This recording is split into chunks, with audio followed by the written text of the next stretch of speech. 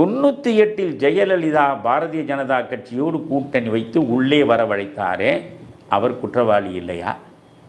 99 இந்த பாரதிய ஜனதா கட்சியோடு கூட்டணி வைத்து 5 ஆண்டுகள் மத்தியில் அமைச்சர்களாக இருந்து கூடி குலவினீர்களே, திமுக, நீங்கள் குற்றவாளி இல்லையா?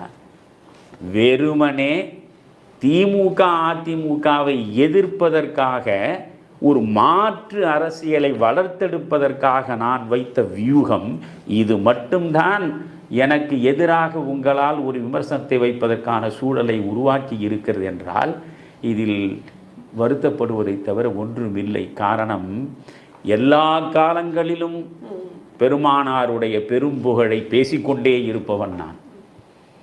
கர்த்தருடைய பெருமைகளை பேசிக்கொண்டே இருப்பவன் நான்.